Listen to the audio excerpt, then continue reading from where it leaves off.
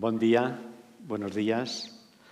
Vamos a comenzar el último día de este Festival de les Humanitats tan magnífic de Dénia y hoy tenemos esta mañana una sesión dedicada dentro del planteamiento general sobre desconfinar el futuro. Nos toca centrarnos en la sociedad y en las relaciones personales. Inicialmente teníamos previsto que nos acompañara Lucía Ligmayer, pero finalmente no ha podido venir. Y estamos como ponente Juan Andreu, del cual ahora comentaré algunas notas sobre su biografía. Juan Arnau, perdón, Arnau. Una confusión porque tenemos un amigo en común que es Andreu. Y bueno, pues creo que el tema de los límites de las estructuras sociales y de las relaciones personales son realmente una cuestión importante. Cuando contactaron conmigo para proponerme esta moderación de la mesa, inmediatamente me vino a la mente la cantidad de libros que se habían publicado en la década de los 90 y de las 2 décadas ya de este siglo, libros dedicados al fin el fin del trabajo, el fin de la modernidad, el fin de la historia. Había todo un abanico amplísimo de libros que en el ámbito de las ciencias sociales trataba de que habíamos llegado a un fin y se auguraba un futuro, pero que no estaba muy claro cuál era, ¿no? 20 años después tampoco parece que esté muy claro el futuro, pero sí que queremos que no esté confinado, queremos desbordar los límites dentro de los cuales nos movemos y tal vez donde antes el título era el fin de, ahora los límites que estaban en el subtítulo o en el contenido han pasado a convertirse ya en el título de mucha de la bibliografía que se publica e incluso pues de estas jornadas de este festival que me parece que tan acertadamente ha planteado todas las cuestiones que habéis ido viendo en las sesiones anteriores. El fin de la sociedad postindustrial incluida, el fin de la modernidad avanzada. Estamos en un contexto de incertidumbre y hablamos de desbordar límites al mismo tiempo que determinados sectores están planteando que tal vez hemos ido demasiado lejos en ese desbordamiento de los límites. Pues cuando empecé a pensar en esta presentación, me vino precisamente a la mente, y conociendo la obra de Juan Arnau, me vino a la mente un libro de Immanuel Wallerstein, que en castellano se ha traducido a algo así como impensar las ciencias sociales. No sé si es muy acertado, porque es difícil el no pensar, que es lo que él planteaba, no pensar las ciencias sociales como se han pensado hasta ahora, porque los marcos y las ideas en las cuales nos basamos para entender la sociedad, decía él, están obsoletas. Y esto lo planteaba ya en el año 91. Los límites de las ciencias, todas las ciencias, están haciéndose tan patentes, incluso decía él que no tiene sentido hablar de ciencias sociales, sino de una ciencia social, ¿no? Tenemos esta conciencia de que hemos llegado a un punto límite y que hay que desbordar esas fronteras, esos muros, y ahí yo creo que hay algunas críticas que proceden desde distintos frentes que son muy, muy pertinentes y necesarias. Una de ellas es la que creo yo que, siguiendo su obra, nos va a ofrecer Juan Arnau esta mañana. Pero quería también recordar que un crítico muy radical de las sociedades contemporáneas y del liberalismo científico y de la ciencia basada en algoritmos y absolutamente matematizada, es John Gray, que en un libro que publicó a principios de siglo, Perros de paja, pues fue francamente demoledor sobre todos los mitos en los cuales se basaba la sociedad contemporánea. Pero lo hacía desde dentro de nuestra propia cultura.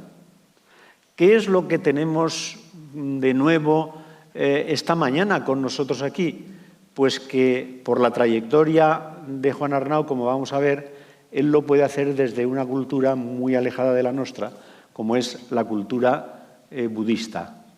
Él ha estado durante 6 años, si no me equivoco, en la Universidad Hindú de Benarés, hasta que realizó su tesis doctoral, pero en realidad es una persona que lleva mucho tiempo y desde que va a la India inmerso en dar a conocer al mundo occidental textos antiguos que no han sido traducidos, no habían sido traducidos al castellano, de la cultura y de la filosofía hindú, y el más reciente, tan reciente que yo todavía no lo he localizado, es Buda, ¿no?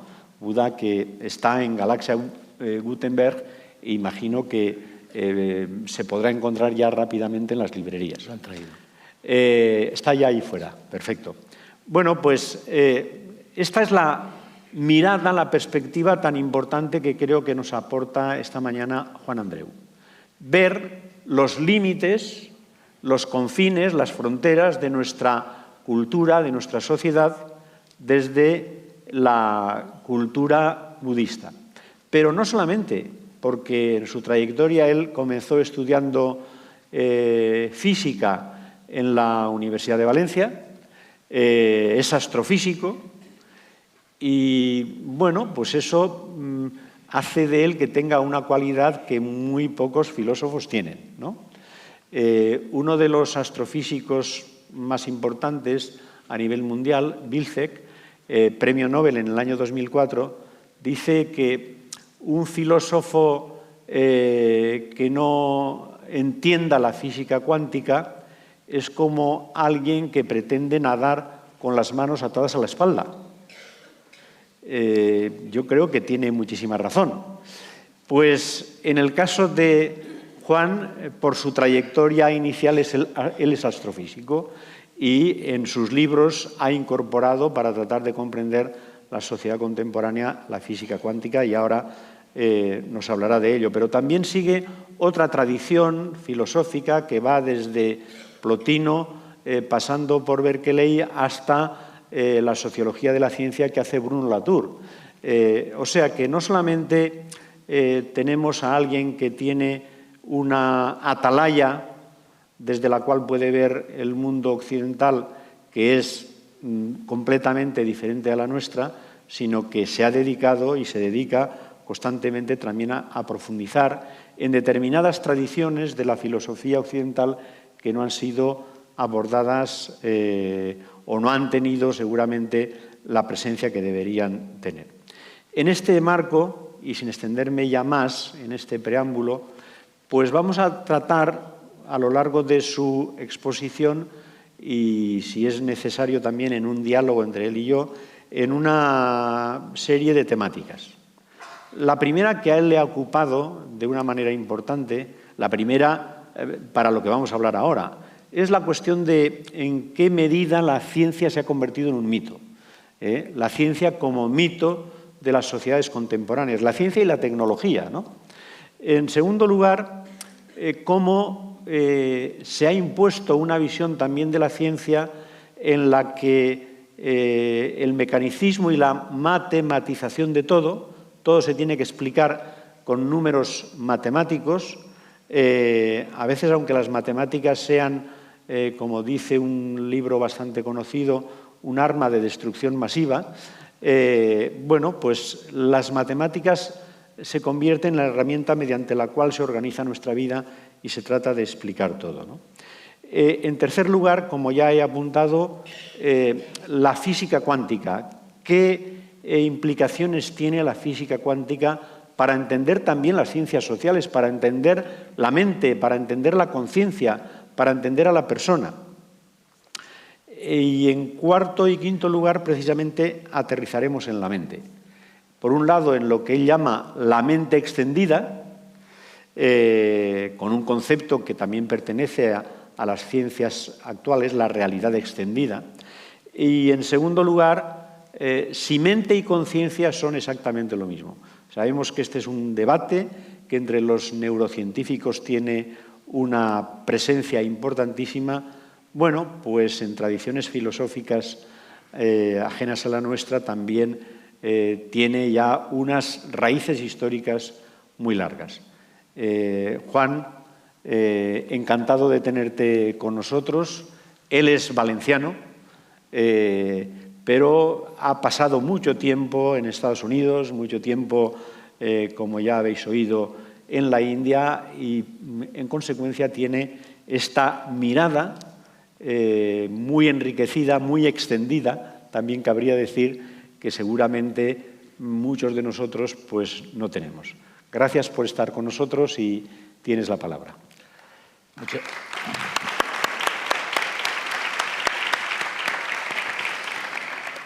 Muchas gracias, Antonio. Si no te importa, me voy a levantar. Claro. Muchas gracias por estar aquí. Es un placer venir a Denia. Nosotros tenemos una casa al otro lado del Mongó, entonces es como estar en casa. Y muchas gracias por asistir un sábado de mañana a este evento. Bueno, hemos hecho un orden de temas. Vamos a empezar con el mito de la ciencia. Y ayer precisamente estábamos hablando con Ulises, ¿no?, sobre el tema este de la inteligencia artificial o la invasión algorítmica, ¿no? IA, invasión algorítmica, ¿no?, que estamos inmersos en... Tengo un amigo que la llama invasión algorítmica en lugar de inteligencia artificial, ¿vale? ¿Dónde empieza todo esto? Yo he hecho un poco la genealogía que nos ha traído hasta aquí, y esto empieza en el siglo XVII con una frase de Galileo. Una frase de Galileo que aparece en un ensayo que se llama El ensayador, que justo cumple este año 400 años. ¿Vale? El ensayador es un ensayo polémico de Galileo, que tiene partes muy interesantes, otras son más aburridas, pero en ese ensayo dice una frase que va a marcar la modernidad y que nos va a llevar hasta aquí. Y esa frase es muy sencilla, todos la habréis oído alguna vez. Esa frase dice: la naturaleza habla el lenguaje de las matemáticas. Esto lo dice Galileo, ¿vale? Es decir, si queremos saber algo de la naturaleza, tenemos que saber matemáticas. Esto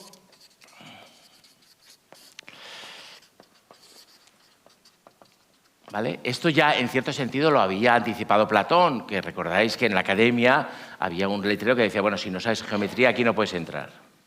¿Vale? Pero esto va más allá porque esto incorpora el álgebra, no solo la geometría, sino el álgebra. Sabéis que el álgebra y la geometría son las dos grandes subdisciplinas matemáticas. La naturaleza habla el lenguaje de las matemáticas. Es una opción. ¿Vale? Esto va a ser desmentido por un físico cuántico que se llama Niels Bohr 350 años después. ¿Vale? ¿Cuál es el siguiente paso que damos en la modernidad? Porque claro, si la naturaleza habla el lenguaje de las matemáticas, la física matemática se convierte en la herramienta fundamental para entender la realidad, para entender la naturaleza. ¿Vale? Con lo cual la física matemática va a tener ya ventaja respecto a todas las ciencias, incluido la sociología, la antropología, la psicología, la lingüística, la filosofía, todas. Pero el siguiente paso lo da Descartes, que es un paso todavía más osado, porque Descartes dice, si tú quieres hacer ciencia, tú tienes que matematizar. Si no matematizas, tú no haces ciencia. ¿Vale? Esto cala tan profundamente en todas las ciencias porque a partir de ese momento la física matemática, con un genio como Newton y con sus principios de matemática, va a tirar de todas las ciencias y todas las ciencias van a querer parecerse a la física, hasta el punto de que la psicología, que es la ciencia de la mente, también se matematiza y ahora los psicólogos fundamentalmente hacen encuestas. No se estudian los mitos, ni los sueños, ni las leyendas, no, se hacen encuestas, se hacen tablas. La antropología hay un momento con Levi-Strauss que se hace estructural, ¿sabes? Como si fuera arquitectura, como si las sociedades tuvieran estructuras, ¿vale? Reproducibles y programables, ¿vale? Y toda esta evolución, toda esta matematización llega hasta 1927, un poquito antes, que es cuando Heisenberg hace la primera formulación de la teoría cuántica. Y entonces la física, que es como un imperio, es un imperio cognitivo, que se ha desarrollado y ha dominado todas las ciencias, ha dominado toda la modernidad, ha llegado incluso a proyectarse en un ámbito filosófico como el positivismo lógico. ¿Vale? Desde dentro de la física, que esto pasa con los imperios también, desde dentro de la física empieza a ocurrir una transformación interna que hace que se vayan a dinamitar los fundamentos mismos de la física, los fundamentos mismos de la idea de que el mundo o la naturaleza es algo matematizable. ¿Vale? No se cuestiona que la naturaleza se pueda matematizar, pero sí que se cuestiona que ese sea un approach, un acercamiento, un enfoque privilegiado. ¿Vale? Y esto lo formula Niels Bohr, que es el gran artífice teórico y filosófico de la teoría cuántica, con un principio que se llama principio de complementariedad. ¿Qué dice ese principio de complementariedad? Dice algo muy sencillo. Dice, nosotros podemos aproximarnos a la naturaleza de un modo matemático y las respuestas que recibiremos de la naturaleza serán matemáticas, o podemos aproximarnos a la naturaleza de un modo biológico, químico, filosófico, poético, y las respuestas que recibiremos serán biológicas, químicas, filosóficas, poéticas. Es decir, en función de cómo preguntemos, nosotros proponemos un lenguaje y la naturaleza tiene esa cortesía de contestarnos en el lenguaje que nosotros hemos propuesto. Normalmente lo que ocurre aquí, que ocurre en todas las profesiones, es que uno tiende a universalizar su propio lenguaje. Si yo soy matemático, me interesa que la naturaleza hable matemáticamente, porque entonces yo voy a conocer el lenguaje de la naturaleza. ¿Vale?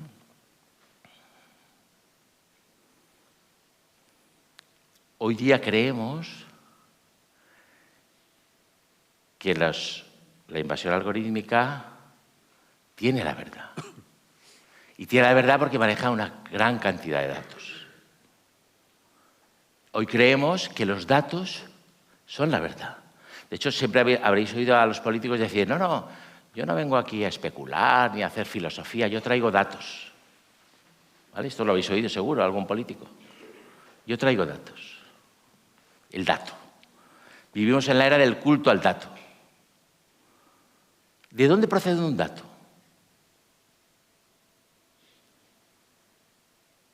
¿De dónde procede un dato? ¿Alguien se atrevería a decirlo?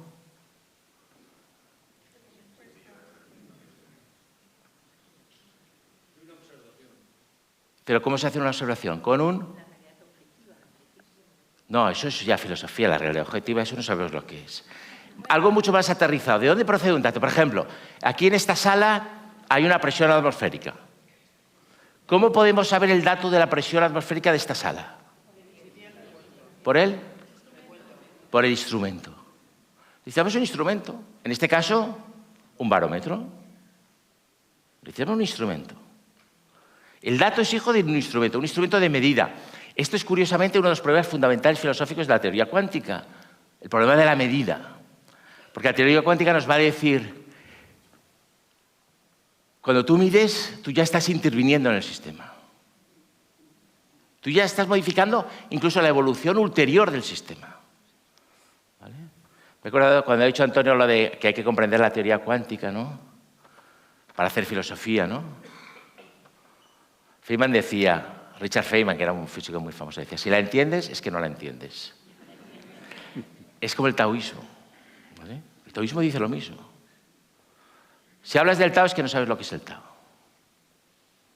Entonces, un dato. Necesitamos un instrumento. ¿Cómo hacemos un instrumento? ¿Cómo construye un físico, un tipo que trabaja en mecánica de fluidos, que sería un poco o en termodinámica, si queréis, la disciplina para... ¿Cómo se hace el instrumento? ¿Qué necesitamos para hacer el instrumento? Más aterrizado. No, ¿he oído por ahí? No. No, técnica sí, hace falta ser habilidoso, hace falta un conocimiento ingenieril, pero para construir el instrumento, para diseñarlo, ¿quién lo diseña? ¿A partir de qué se diseña? De una teoría. Necesitamos una teoría. Sin una teoría, de hecho Einstein decía, sin una teoría no podemos ver nada. Y la magia de la ciencia y de la física y de la química es que cada teoría crea su propia base empírica. Cada teoría va a crear sus propios datos que la autojustifican. Es decir, tenemos la teoría y los datos empíricos, ¿no? Y uno se sostiene a la otra. Porque una teoría va a crear el instrumento y el instrumento va a crear una cantidad de datos. Cuanto más complejo el instrumento, cuanto más diversificada es la teoría, mayor datos, mayor cantidad de datos. Pero cada teoría va a crear su propia base empírica, su propia justificación. Esto es una idea muy cuántica. Porque en función de cómo nosotros preparemos un experimento, es decir, si por ejemplo si utilizamos la teoría corpuscular, vamos a determinar la naturaleza corpuscular de la partícula que estamos estudiando. Es decir, en función de la teoría que elijamos, vamos a condicionar el resultado de la base empírica que la va a sostener.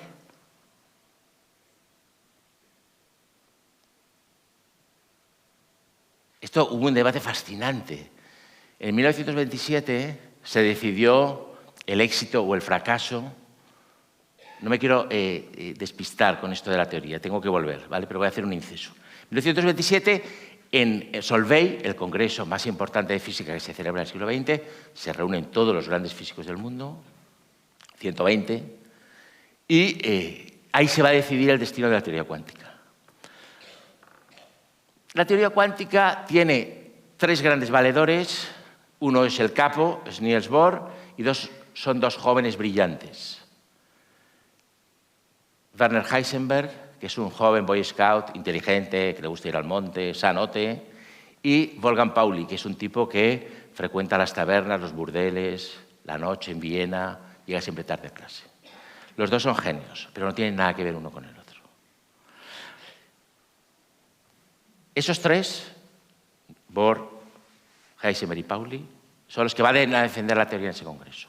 Hay una anécdota muy curiosa que me gusta mucho contar porque tiene mucho que ver con cómo se van construyendo las teorías que van creando sus propias bases empíricas.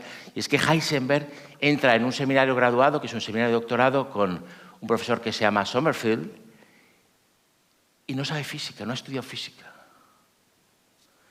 Y Pauli, que sabe mucha física y que está en ese seminario y que es un genio absoluto de la física, le dice a Heisenberg, no, nos viene muy bien que tú no sepas física, porque vamos a desmontar la física.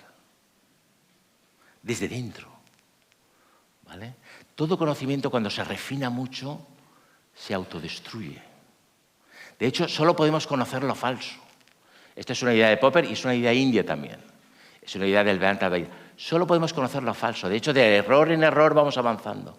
Pero solo podemos conocer lo falso. Esto es muy importante entenderlo ahora, que se habla tanto de posverdad y de la verdad de los datos, etc. Entonces, en ese congreso hay un debate a muerte, muy cordial y muy elegante, pero a muerte, entre los valedores de la teoría cuántica, que son estos tres, y dos enemigos furibundos de la teoría, que son dos genios también.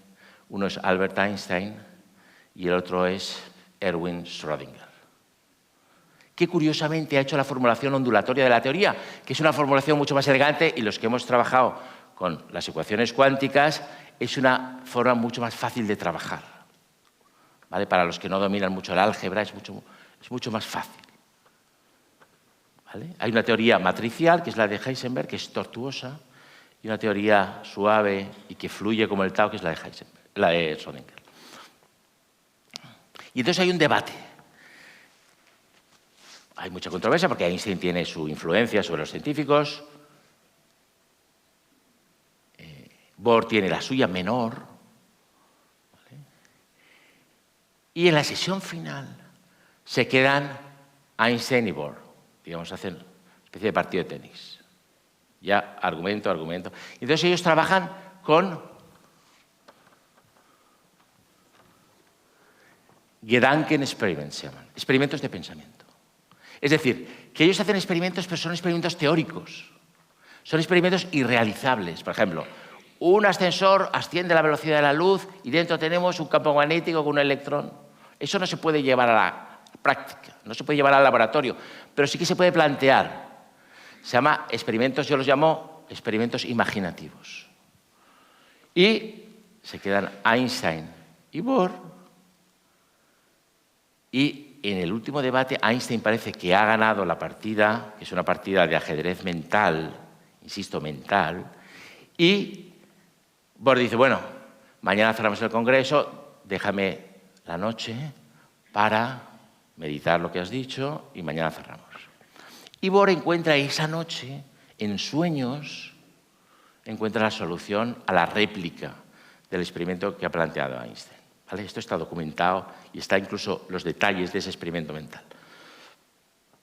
Y al día siguiente plantea y le muestra a Einstein cómo él no ha tenido en cuenta su propia teoría general de la relatividad al plantear su experimento. Él tiene tanto deseo, Einstein, que esto es muy importante, en mantener o preservar una realidad externa, y esto va a tener que ver con todo lo que vamos a decir de la mente, una realidad externa que funciona por sí misma aunque nadie la observe, porque Einstein es un realista ontológico, que se salta su propia teoría general de la relatividad al plantear el experimento. Bohr plantea la réplica y la sensación final de los 120 físicos es que Bohr ha ganado el debate. Y la teoría sobrevive a ese congreso. ¿Vale? Yo siempre digo que el conocimiento, que es siempre falso, es el consenso de los expertos. Entonces, los expertos ahí, que son 120, en su mayoría dicen no, la teoría tiene que vivir. A pesar de que la teoría socava nuestros propios cimientos como físicos. De hecho, hoy día, mis amigos físicos cuánticos que están en el laboratorio del CERN en Ginebra son todos newtonianos. Es que si eres físico, eres newtoniano. No puedes no serlo. ¿Vale? Porque te han educado en el Newton. Esto es una especie de herejía, tal, es divertida. Funciona. ¿Pero por qué funciona? Porque toda teoría se crea su propia base empírica. Esto es muy importante. Toda teoría crea su propia base empírica. ¿Y de dónde viene una teoría? De un experimento de imaginación. Viene de la imaginación humana, de la imaginación de un genio. El dato es el nieto de la imaginación. Nosotros aquí podemos hablar de una presión atmosférica en esta sala, pero podríamos hablar perfectamente de otra cosa. Utilizar perfectamente otra metáfora, otra imagen, otra analogía. Los datos son hijos de la imaginación humana.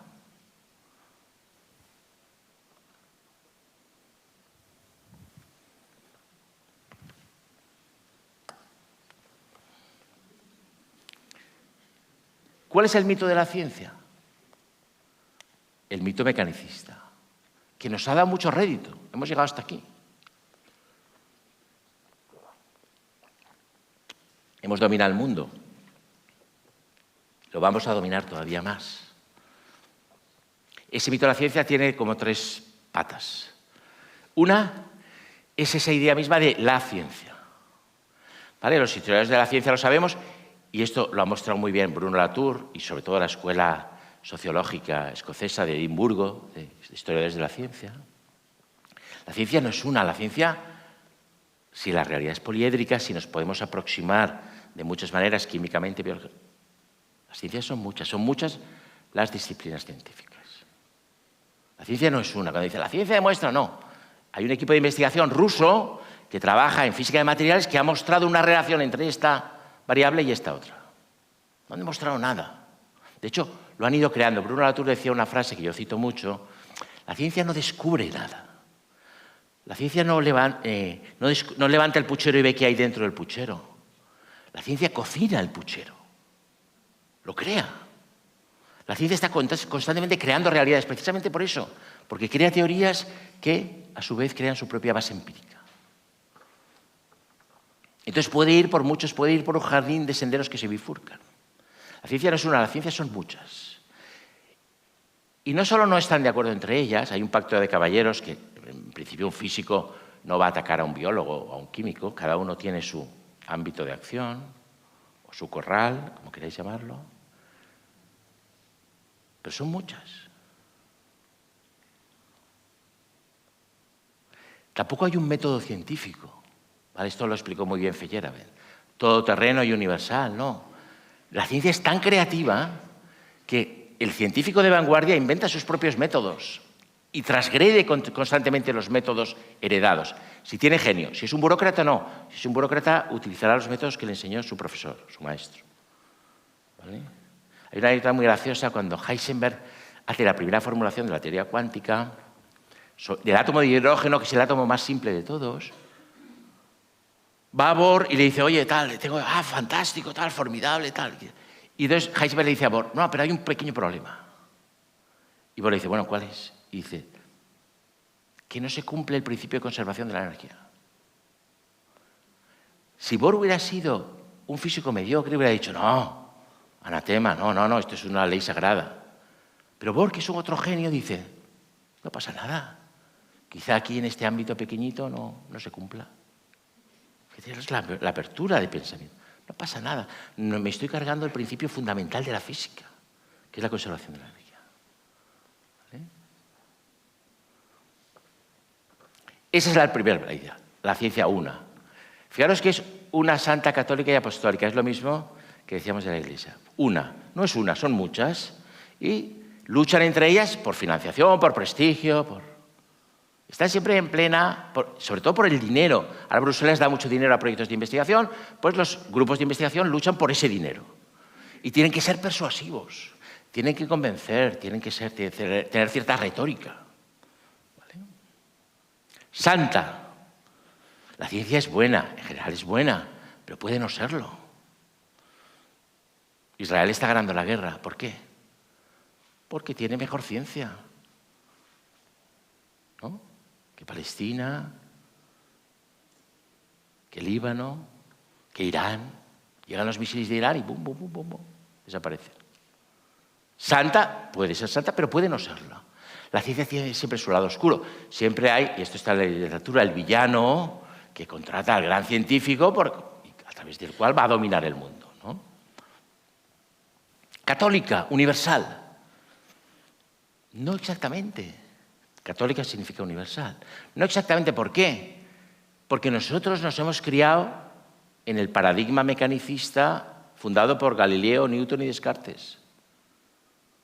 Y eso ha sido la ciencia moderna. Pero hay otras culturas, y allí entra mi formación en la filosofía india, donde no han entrado en ese juego, porque consideran que es un juego poco productivo. Poco productivo a nivel espiritual, no a nivel material. A nivel material es claramente productivo. A nivel ingenieril es un modelo extraordinario. ¿Vale? Cuando yo estudiaba astrofísica, teníamos una asignatura que era navegación espacial. Bueno, pues tú podías, con la física de Newton, enviar un satélite a la Luna. Más allá de la Luna, no. Es decir, se mostraba que la física de Newton era una física provinciana, cateta, funcionaba en el pueblo cósmico. Más allá no. Más allá necesitaba la relatividad general, lo cual complicaba mucho las ecuaciones. Católica, no. ¿Y apostólica? Sí, claro. La ciencia es apostólica. Lo vemos todos los días, pero la ciencia es un negocio también. Y entonces, la ciencia tiene que venderse. ¿Vale? Una santa católica. Ese es el mito de la ciencia. Vivimos en ese mito. No pasa nada. Es nuestro mito. Pero es bueno ser conscientes de que vivimos en ese mito. Y desde la India, o desde China, o desde África, eso se ve muy bien. Ese paradigma en el que nos movemos. Muy bien. Bueno, yo creo que con este punto que acabas de tratar, la crítica de la ciencia queda bastante clara, ¿no? Como mito que tiene determinadas características y que oculta sus efectos, por lo menos indeseados o indeseables, ¿no? Hablabas también, y tratas en tus libros mucho, la cuestión de cómo la matemática se ha convertido en el lenguaje de la naturaleza y de todas las ciencias, de la psicología, de la propia sociología, de la antropología, etcétera, etcétera. Yo creo que, si te parece, podríamos dar un salto ahora a abordar la cuestión de la mente y la conciencia, ¿no? Porque es un tema que tú también has tratado en bastantes de tus obras y creo que además de manera muy especial, me parece a mí, en el último libro que tenemos aquí de la meditación soleada, ¿no? Es una problemática en la que ahora mismo la neurociencia se encuentra en un punto muerto sin saber decirnos qué es la conciencia. ¿Cuál es, según tus conocimientos de la filosofía y la cultura hindú y tu propia visión filosófica, la relación entre mente y conciencia? ¿Cómo las definirías, no? Mente y conciencia, este es un tema fascinante, ¿vale? Hay una postura dominante en las neurociencias actuales. Hoy día hay dos grandes corrientes en neurociencias, pero una es la que domina claramente, que es una neurociencia materialista, que considera que la conciencia, que la mente, que el cerebro produce la mente, y el cerebro también produce un epifenómeno, que es la conciencia, que es irrelevante en términos evolutivos. Esta es un poco la idea dominante. Esta es la idea de Dan Dennett, que acaba de morir recientemente, ¿no? Y esta es la corriente dominante neurocientífica. Luego hay otros neurocientíficos que se llaman neurocientíficos contemplativos, aunque a ellos no les gustaba ese nombre, pero se acercan más a la posición india o a la posición tradicional de la filosofía india, que no sostienen este paradigma. Yo estuve hace poco en Padova en un congreso de neurocientíficos contemplativos. Estaba Christoph Koch, que es un neurocientífico alemán que trabaja en California. Estaban los grandes popes de la otra cara de la neurociencia, ¿vale? Donde se dijo claramente, Koch, que fue el que cerró el congreso, dijo que, bueno, que una máquina nunca podría ser consciente, todas estas, ¿vale? Pero bueno, la idea básica es que el universo empieza con un Big Bang, evoluciona, se va enfriando, se va creando la materia, al principio solo radiación, materia, se crean las primeras formas de vida, ahí entra Darwin, se desarrollan las especies, el ser humano, pum, el cerebro, lo más complicado que conocemos. Y de ahí viene la mente, ¿vale? Con lo cual la mente estaría dentro del cerebro. Esta es un poco la idea dominante. La idea que yo propongo, y la propongo, digamos, apoyado en 2000 o 2500 años de pensamiento indio, es que es al revés. El cerebro está dentro de la mente, ¿vale? La idea común y más extendida es que la conciencia es un epifenómeno del cerebro. ¿Qué significa la palabra epifenómeno? Este es el problema de cuando los científicos se ponen a manejar vocabulario filosófico que no dominan. Porque la idea misma de que la conciencia es un epifenómeno del cerebro es una contradicción in terminis. Lo voy a explicar. Un epifenómeno, filosóficamente, es un fenómeno de un fenómeno. Un fenómeno de segundo orden, un fenómeno secundario. Esa es la definición de epifenómeno, del término epifenómeno. Un fenómeno, filosóficamente, es algo que se aparece a la conciencia. Esto lo explica muy bien la fenomenología, ¿vale? Un fenómeno es algo que se aparece a la conciencia, es decir, para tener un fenómeno necesitas una conciencia, ¿vale? Igual que para tener resultados empíricos necesitas una teoría. Es decir, que la conciencia es un fenómeno de una sustancia material. Y esta idea es la que sostiene la mayoría de la neurociencia actual. ¿Qué se dice desde la India? Y han dicho muchos idealismos. Incluso Kant lo sospechó y Kant se acercó a esa idea. Las filosofías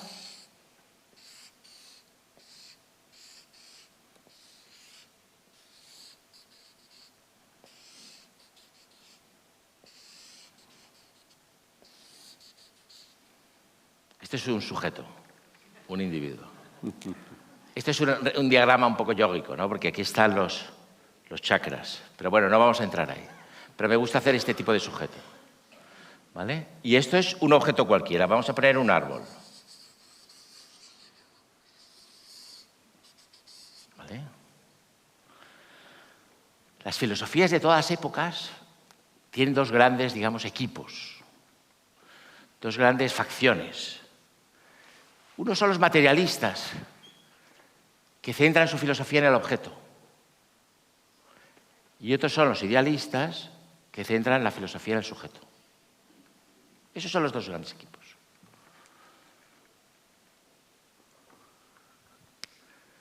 Los físicos centran su mirada en el objeto.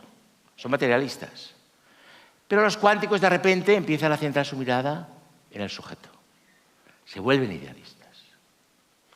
¿Qué es lo que propone la India y qué es lo que intentó hacer Kant? En la India hay tres términos: pramatir, pramana.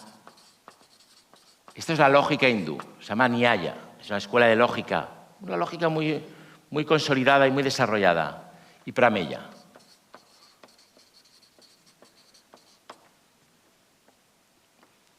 El sujeto de conocimiento, el conocimiento y el objeto de conocimiento. Sujeto, conocimiento, objeto. ¿Qué dice esta filosofía? ¿Qué dice la filosofía budista? Que el conocimiento ilumina tanto al sujeto como al objeto. ¿Y dónde está el conocimiento? Está aquí. No está en el sujeto, no está en el objeto, está entre los dos. Esto es lo que intentó hacer Kant. Kant se acercó. Lo que pasa es que Kant admiraba demasiado a Newton y tenía una mentalidad newtoniana. Pero Kant dice: yo hago un idealismo trascendental. Yo no soy idealista. ¿Y qué significa trascendental? ¿Qué es lo trascendental? Lo trascendental no es un ámbito más allá de la Tierra, digamos, metafísico, no. Lo trascendental es el ámbito que está entre el sujeto y el objeto. Esto. Lo que conecta al sujeto y el objeto. Kant decía, bueno, aquí están los juicios sintéticos a priori, está espacio, tiempo, causalidad. Vale, fijaros, espacio y tiempo, ya ahí está metiendo el newtonianismo, porque espacio y tiempo son espacio y tiempo newtonianos. Siempre fijos, siempre fiables, siempre confiables, no dependen de la medición. La relatividad general nos explicará que espacio y tiempo dependerán del sistema de referencia desde el cual yo mido ese espacio o ese tiempo. Pero aquí Kant tiene la seguridad newtoniana de un espacio y un tiempo que no se van a mover, que me puedo fiar de ellos porque van a ser fijos y absolutos. ¿Vale? ¿Qué dice la filosofía india?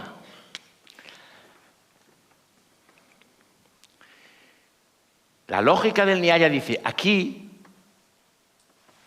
en medio, el conocimiento, los pramana, que va a iluminar tanto al sujeto como al objeto, está la percepción, pratyaksa,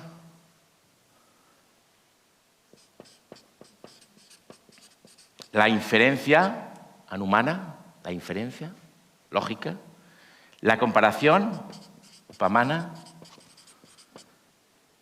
y el testimonio verbal, agama. Fijaros que uno de los medios de conocimiento es el testimonio verbal, es lo que te cuentan que es el mundo. Esto es muy importante. No, esto no es científico. El 85-90% de lo que sabemos de la realidad nos lo han contado. Normalmente en secundaria. Nos lo han contado, no lo hemos experimentado, no lo hemos probado, nos lo han contado. Australia es una isla, todos nos lo creemos, una isla muy grande. ¿Alguien de aquí la ha circunnavegado para constatar que es una isla? ¿Alguien de aquí ha salido a un satélite para ver, mira, Australia efectivamente es una isla? No, hemos visto mapas, fotos, tal, nos lo creemos. Es decir, el testimonio verbal, si es confiable, es un medio fundamental de conocimiento. Esto yo lo llamo lenguaje. En el modelo que yo manejo de mente extendida, esos 4 elementos están un poco adaptados, son percepción, memoria, intención y lenguaje.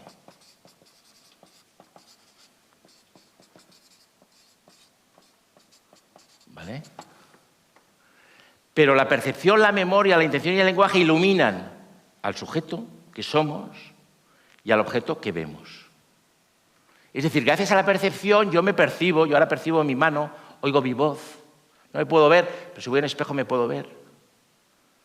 Es decir, percepción, memoria, intención y lenguaje iluminan al sujeto y al objeto. ¿Son la percepción, la memoria, la intención y el lenguaje individuales?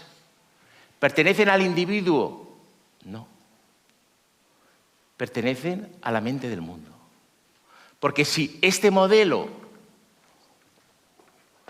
lo multiplico por todos los observadores y por todos los objetos, vemos que nos estamos moviendo en un mundo de percepción, inferencias, percepción, memoria, intención y lenguaje. ¿Por qué la percepción no es individual? Aunque parece que nuestro centro, mi centro perceptivo está aquí. ¿Pertenece al cuerpo lo que el ojo mira y el modo en que lo mira? ¿Pertenece al cuerpo el aire que respira? Lo digo otra vez. ¿Pertenece al cuerpo lo que el ojo mira y el modo en que lo mira? ¿Vale? Se ve claramente que la percepción no es algo... Nosotros vivimos en un haz de percepciones. Yo no elijo cuando abro los ojos lo que voy a ver. Yo les estoy viendo a ustedes. Yo cierro los ojos, los vuelvo a abrir y no elijo. Yo estoy en un haz de percepciones. Ustedes me están escuchando, ustedes no eligen lo que van a escuchar. Pueden interpretarlo, pero no elegirlo. Vivimos en un haz de percepciones. ¿Vale? Somos un foco de un haz de percepciones. La memoria, que parecería lo más individual, ¿no? La memoria parece, no, yo tengo mis recuerdos, tú tienes los tuyos. No tenemos los mismos recuerdos, no hemos tenido las mismas experiencias. ¿Qué pasa con la memoria? ¿Dónde empieza la memoria? Cuando nacemos. ¿Por qué nacemos y somos todos diferentes? Porque hemos tenido una experiencia previa diferente. Los científicos modernos lo llaman código genético, tenemos unos genes diferentes. Pero hay una experiencia previa, del tipo que sea. No me interesa entrar. Es un hecho que esto lo decía Ortega, que lo copiaba de un filósofo indio. Ortega decía, somos una flecha en movimiento. Es decir, entramos a la vida ya así. Ya vamos dirigidos. Nos gusta el balón, nos gusta el tal, nos gusta lo otro, no nos gusta esto, no nos gusta lo otro. Somos una flecha en movimiento. Es decir, hay una experiencia previa que ha condicionado la dirección de esa flecha. ¿Vale? La intención. ¿Por qué queremos lo que queremos? Por la memoria, estos dos podrían ir juntos. Por nuestras experiencias previas queremos lo que queremos. Y por la sociedad que nos muestra su colección de deseos deseables y nos los ofrece y nos los vende, por supuesto. Nuestro tiempo histórico, aquí entraría la historia, cuáles son los valores, a qué hay que aspirar, a qué no hay que aspirar. De todas nuestras intenciones, los budistas dicen, los budistas a las intenciones los llaman samskaras. ¿Vale? Los budistas dicen, y la tradición yógica de la India en general dice, la mente es un mecanismo automático, bastante salvaje, de conversión de impresiones, que es experiencia previa, es memoria, en inclinaciones. Samskaras en vasanas. La mente continuamente transforma impresiones que hemos tenido, ¿vale? ¡Ay, tal, esta aceituna! ¡Uy, qué buena esta gilda! Aquí esto se sabe muy bien, que se come muy bien. ¡Ay, qué buena esta gilda! Quiero otra. Impresión, inclinación. La mente hace eso continuamente. De hecho, el yoga precisamente es detener ese proceso automático de reproducción de impresiones en inclinaciones. El primer aforismo del yoga dice, yogas chittavirti nirodhaha. El yoga es la detención de los procesos mentales, la detención de ese mecanismo que nos lleva un poco como el asno detrás de la zanahoria, ¿vale?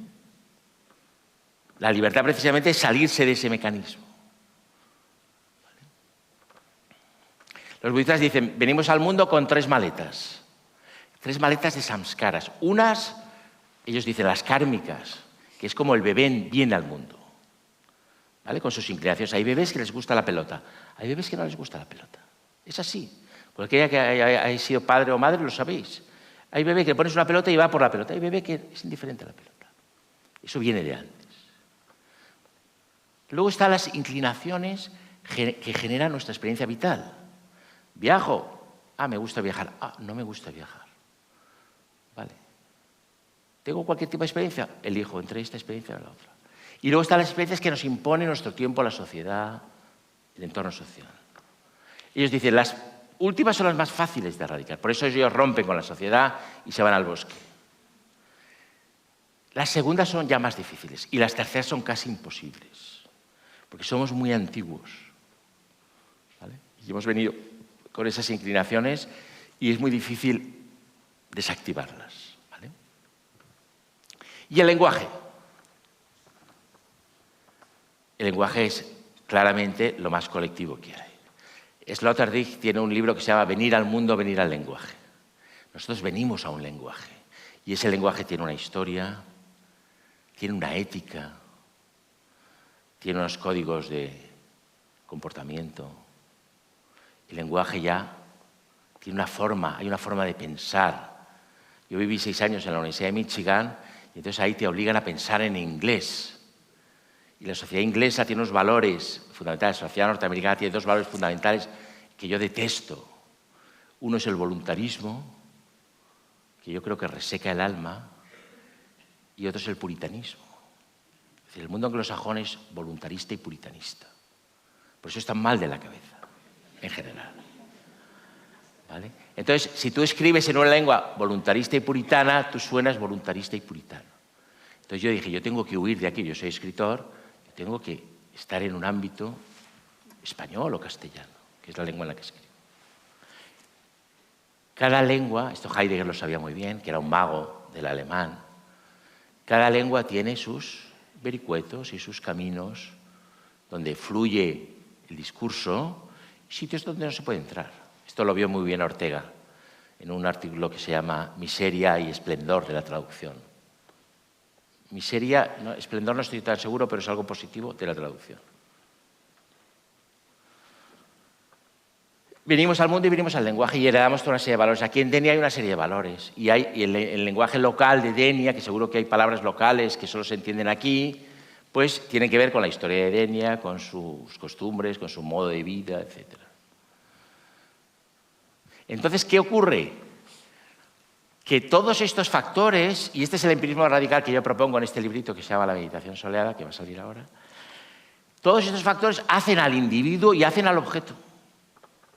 ¿Son nuestros? No. Pertenecen a... Nosotros somos un foco de esos factores, que irradian luz a nosotros mismos y al objeto que percibimos. Entonces se podría entender la mente del mundo, esa mente extendida, como si fuera la corriente de un río, dentro del cual, esto sería la mente del mundo, hay remolinos abiertos, esto es muy importante, que son los individuos, que participan de la percepción, de la memoria, de la intención del lenguaje. Los individuos muy obtusos o muy voluntaristas serían individuos muy cerrados, que no estarían abiertos, ¿vale?, a la meditación soleada, ¿vale?, que es la constatación, la puesta en práctica de este modelo de mente extendida. ¿Cuál es la gran diferencia entre nuestra visión científica moderna y la visión que proponen las filosofías de la India en lugar de la conciencia? Para la India es muy importante entender que la mente, que es ese mecanismo, como hemos dicho, de conversión continua de impresiones en inclinaciones, no es la conciencia. De hecho, desactivar ese mecanismo permite el paso de la conciencia por lo que yo llamo la mente diáfana. El objetivo final es separar la mente de la conciencia. La conciencia para la India es la base del universo. Fijaros que para la ciencia moderna la conciencia es un epifenómeno de un fenómeno muy tardío del universo que es el cerebro humano. Y un fenómeno prescindible y sin influencia evolutiva en la evolución no solo de la especie, sino del cosmos. Que no saben qué hacer con ella. Yo siempre digo que es un invitado incómodo y tardío a la fiesta de la evolución. No saben qué hacer con la conciencia. En cambio, en la India la conciencia es la base misma del universo. De hecho, el universo, que son fenómenos, aparece a una... Esa fue la gran intuición de Schopenhauer. Aparece a una conciencia.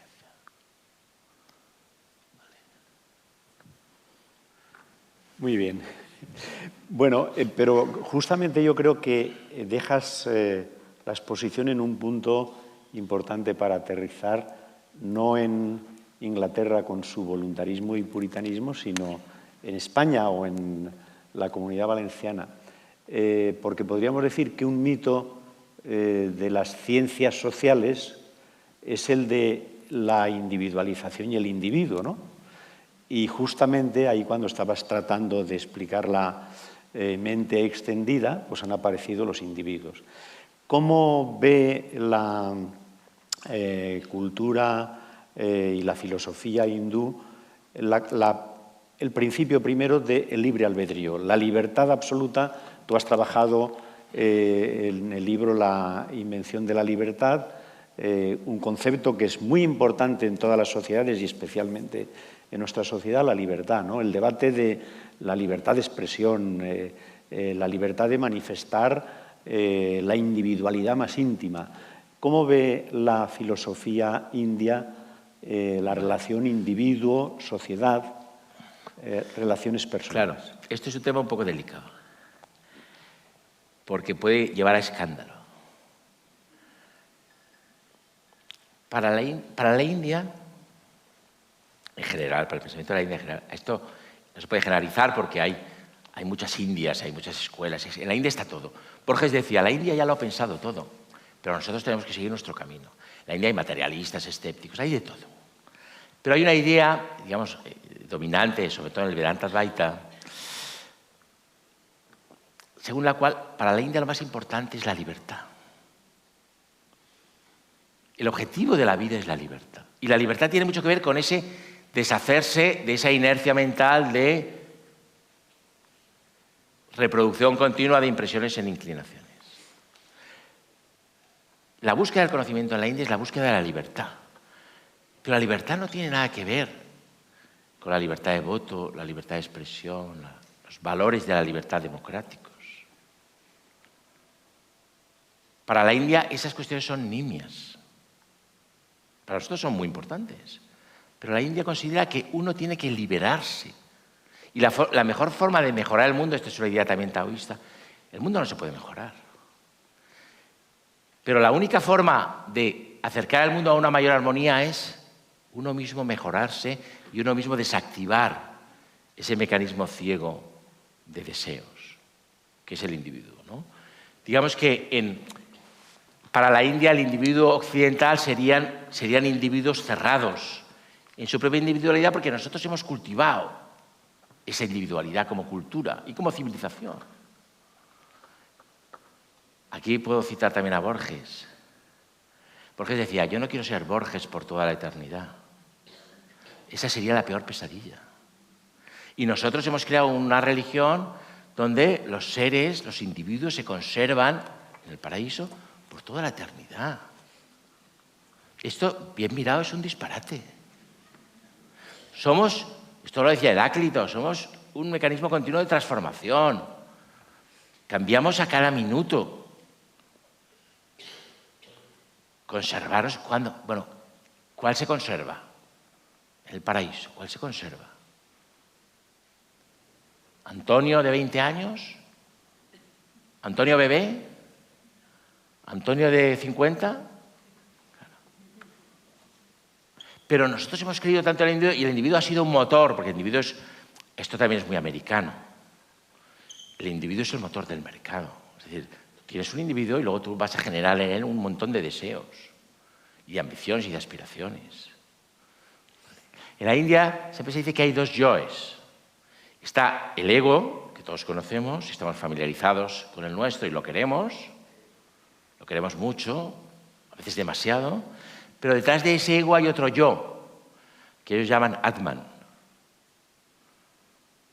Y ese yo es un yo que paradójicamente carece de identidad porque es un yo único para todos los egos. Y toda la libertad y toda la propuesta india es conectar con ese otro yo.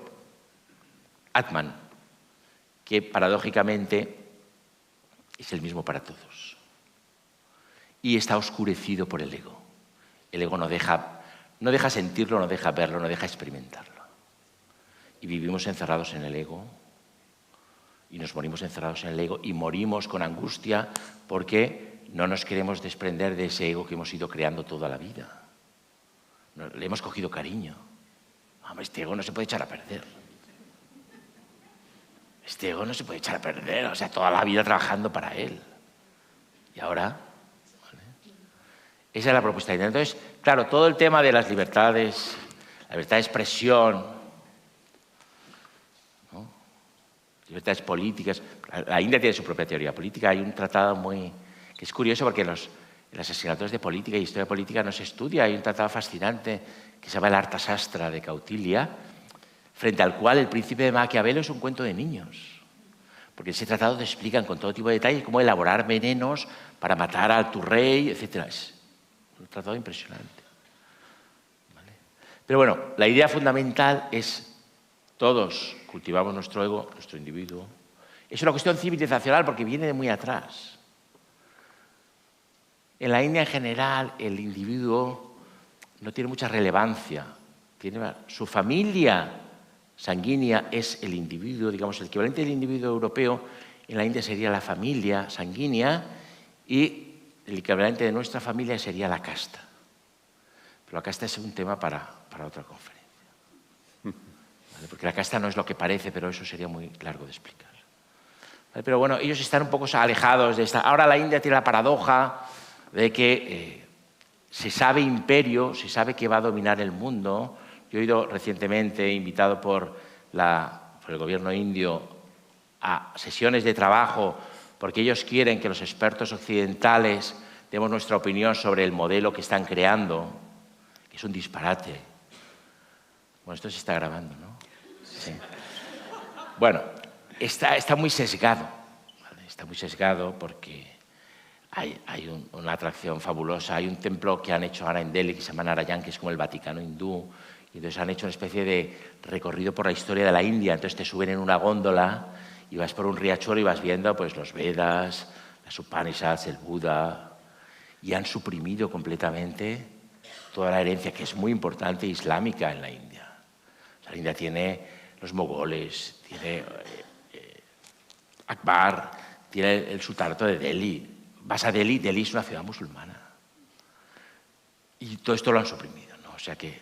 Pero todo imperio construye su propio relato. O sea, esto no es de extrañar. Lo hicieron los británicos. Nosotros no lo hicimos mucho porque somos muy ingenuos y éramos una modernidad temprana. Teníamos que haberlo hecho. Pero todo imperio construye su relato.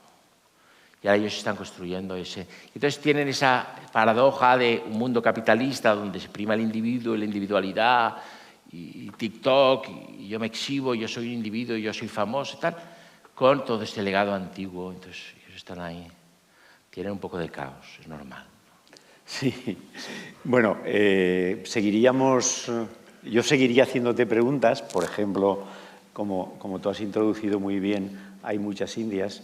Wallerstein, en ese libro que yo comentaba, tiene un artículo de título más provocativo no puede ser. ¿Existe la India? Precisamente porque habla cómo se podría definir. Pero el Festival de les Humanitats no sería el Festival de les Humanitats si no tuviera un tiempo sagrado para el público. Y estoy seguro de que tenéis muchísimas preguntas, muchísimas dudas, comentarios posiblemente. Entonces se abre el tiempo del público y ya veo que por aquí hay una mano levantada, te traen el micro y vamos pues a este turno. Muy bien, adelante. Hola, buenos días. Un placer escucharte, un placer, la verdad. Quería saber, si es posible, cómo vinculas estas ideas de la filosofía hindú con un concepto que para mí es básico del mundo occidental, o que hemos vivido en él, que serían los derechos sociales y la idea del bien común. ¿Cómo vincular esa ese enfoque en el individuo y en su interior, con un avance social que, en mi caso, me parece fundamental, que sería el avance en reconocimiento de derechos sociales y basado en esta idea del bien común, que entiendo que es una idea absolutamente occidental. Claro, esto es complejo, ¿no? Históricamente, esas, digamos, políticas no han venido desde arriba, en la India, han venido desde abajo, han venido desde la casta. Es decir, la casta es un mecanismo de protección social. Por ejemplo, digamos, en tu casta, históricamente, ahora la cosa ha cambiado mucho y ha habido mucha migración a las ciudades y hay muchos descastados. Pero en la India tradicional no se pasaba hambre. Puede haber mucha miseria, porque tu casta te protege. A veces a límites muy bajos. Es decir, no te mueres de hambre, pero pasas hambre. En la India sigue habiendo mucha pobreza. Pero la casta era el mecanismo, era tu familia. Entonces, la profesión, reglas de parentesco, la lengua, la comensalidad, con quién puedes comer y con quién no puedes comer. Es decir, todo eso estaba, digamos, inscrito en la casta. Ahora, el gobierno de Modi, por ejemplo, yo ahora estuve en un congreso, no, este año no, el anterior estuve en un congreso que lo presidía la presidenta de la India. ¿Vale? Sabéis que la India es una república, tiene un primer ministro que es Modi y tiene una presidenta. Bueno, pues la presidenta es una tribal. Una tribal son descastados de la zona de Assam. Es decir, el anterior fue un intocable. Es decir, el gobierno está tratando, el presidente de la India es un presidente representativo, institucional, es decir, no tiene poder ejecutivo, pero bueno, no deja de ser la primera figura del Estado. Entonces, bueno, ellos están tratando, hay unas castas muy mayoritarias que se llaman los OBC, que colectivamente han presionado al gobierno para que haya plazas de funcionarios en la administración, etcétera, para las OBC. Esto lo explica muy bien Agustín Paniker en un libro extraordinario, lo que pasa es que son 1000 páginas, que se llama La sociedad de castas. Entonces, todos esos derechos, digamos, han estado inscritos en ese sistema y desde abajo. ¿Vale? Nunca han sido políticas desde arriba. Ahora Modi está intentando hacer ciertas políticas, pero es populismo, es un populismo de derechas, populismo nacionalista hindú. ¿Vale? No sé si con esto respondo. Desde luego, la India no ha tenido una revolución francesa. ¿No? Muy bien. Más, sí, por favor.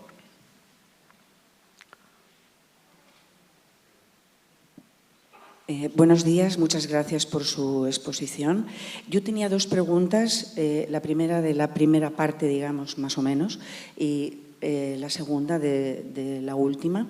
En la primera le quería preguntar que si hemos de asumir que si la teoría surge en sus planteamientos de la imaginación humana, es porque hemos abandonado la idea de que la naturaleza ya no viene condicionada o no nos viene condicionando matemáticamente. Y si esto no es así, ¿no entraríamos en una contradicción? Esa sería la primera pregunta. Vale, voy a por esa porque es muy complicada. De acuerdo. Aquí es fundamental una idea de Latour que no está asimilada. Y Einstein, por ejemplo, una mente con la Einstein no la podía asimilar. Latour dice, y yo lo creo, un electrón no es algo que está ahí fuera. Para Einstein, un electrón es algo que está ahí fuera. La naturaleza está hecha de átomos, los átomos tienen electrones. Lo que dice Latour y lo que dice la teoría cuántica es que un electrón no está ahí fuera. Un electrón y un átomo es un híbrido naturaleza-cultura. ¿Qué quiere decir eso? Es cultura, somos nosotros los que diseñamos una teoría, hacemos un instrumento y hacemos un proceso de medida. Por ejemplo, ¿el átomo cómo se manifiesta? El átomo se manifiesta por radiación. ¿Nosotros cómo sabemos lo que ocurre dentro de un átomo? Lo sabemos porque tenemos un espectrógrafo que nos da las líneas de los saltos cuánticos de las partículas dentro del átomo. Tenemos ese instrumento que hemos elaborado con una teoría. Eso es cultura. Y gracias a esa cultura tenemos una entidad que es híbrida de la naturaleza-cultura, que no es naturaleza. El materialista diría, no, eso es naturaleza. la naturaleza está hecha de átomos y de materia. No, no. Aquí lo que se está diciendo es que precisamente todo está ocurriendo aquí. Todo está ocurriendo en la mente del mundo. Y esto es el ámbito de lo híbrido, naturaleza-cultura. Nagarjuna, un filósofo budista que yo he estudiado muchos años, decía, el sabor de la manzana no está en la manzana, tampoco está en el sujeto que la come, está en el encuentro de ambos, de la manzana y del sujeto. Esa es la mente del mundo. Esto lo utilizó Heidegger de una manera muy poética y lo llamó encrucijada. Las cosas no son cosas, son encrucijadas. Latour diría, son híbridos naturaleza-cultura. ¿Contesta a tu pregunta? La segunda pregunta sería... Esto es muy difícil de pensar, porque esto te rompe la cabeza. Sí. Yo ayer estuve con Ulises hablando de que ellos están con el cerebro y tal, y yo pensaba, bueno, en este modelo que yo manejo, ¿cómo se inscribe todo este conocimiento? Yo pensaba, hombre, Schopenhauer diría, todo esto que hacéis vosotros, el cerebro y de estas sinapsis y de estas, son representaciones, son híbridos naturaleza-cultura, no son realidades. La realidad precisamente es ese híbrido, ese espacio intermedio entre el sujeto y el objeto. La realidad fenoménica, no una realidad absoluta, una realidad fenoménica. Sí, la segunda sería, en el caso de que quisiéramos elaborar una ciencia conjunta, estoy refiriéndome en estos momentos a los modelos, digamos, occidentales... Eso sería un desastre. ¿Perdón? Sería un desastre. No, la pregunta que le iba a hacer es ¿cómo sería posible compaginar? No, eso es el inicio del totalitarismo.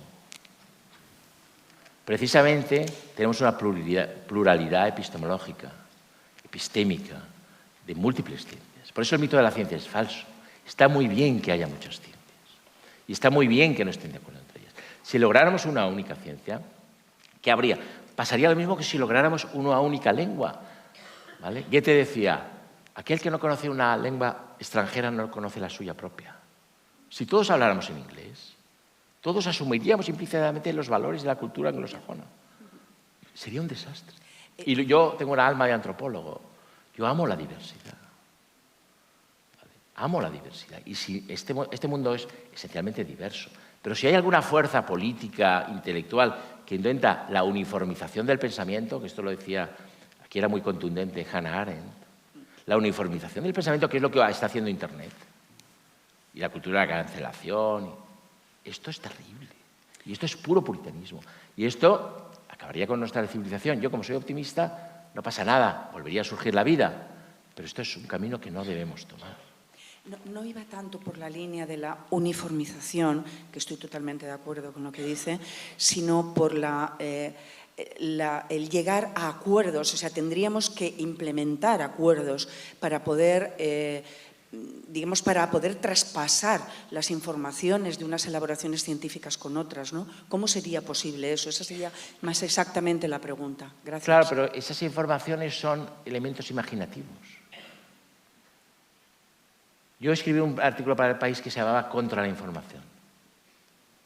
Pero me dijeron, no, claro, hablas de las fake news. No, hablo de toda. Me lo tiraron para atrás. Bueno, me cambiaron el título. No aceptaron el título. Pero el título era muy bueno, Contra la información, publicado en un periódico.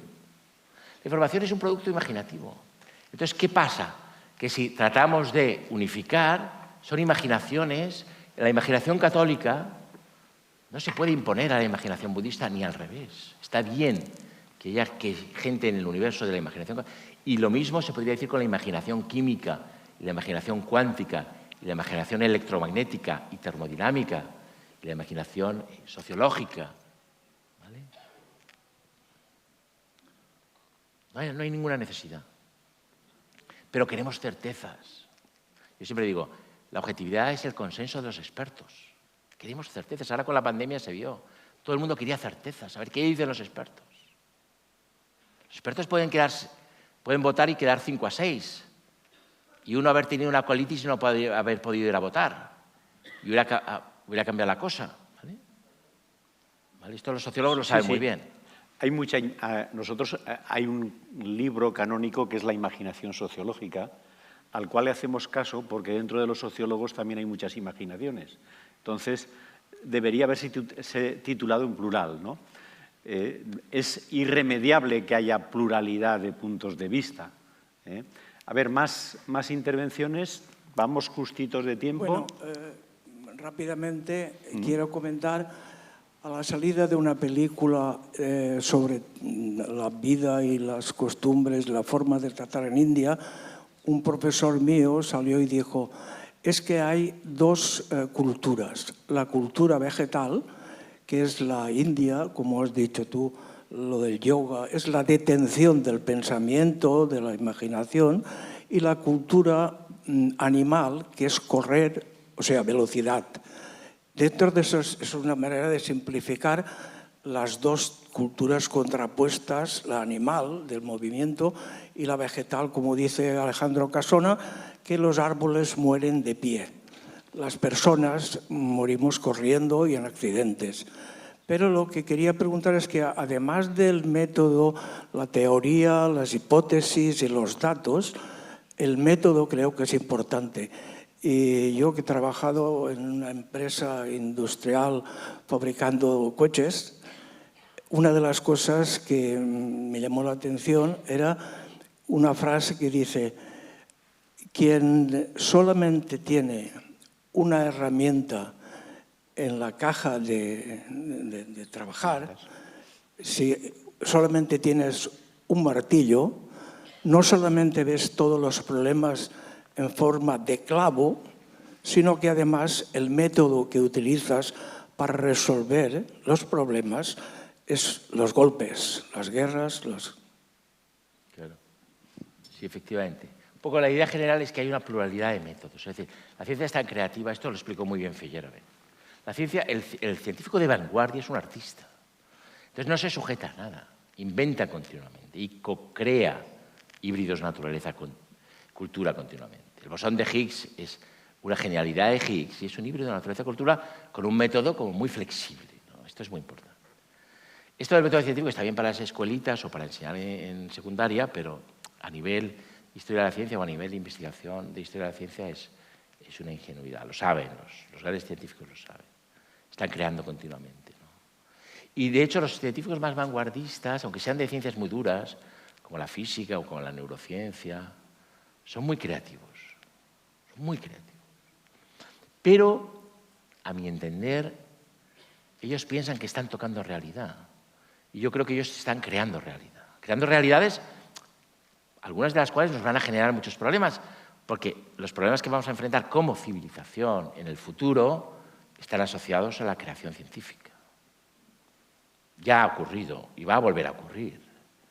Es decir, y la inteligencia artificial es un ejemplo, pero hay otros, ¿no? Está la biotecnología, está...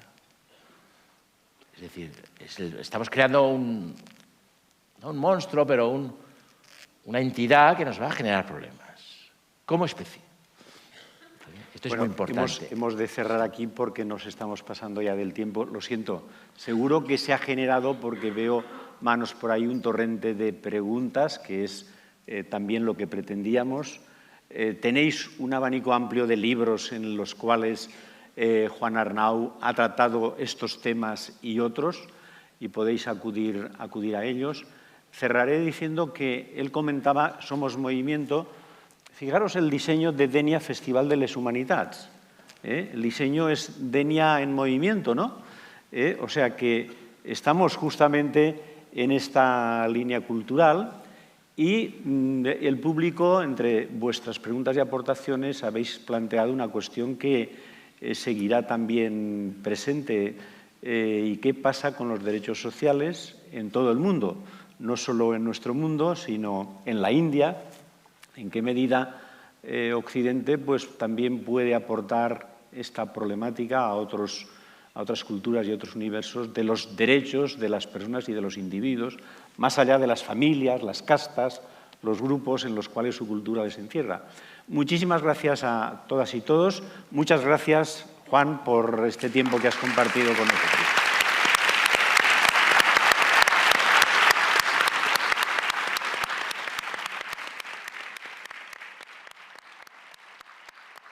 Muy bien.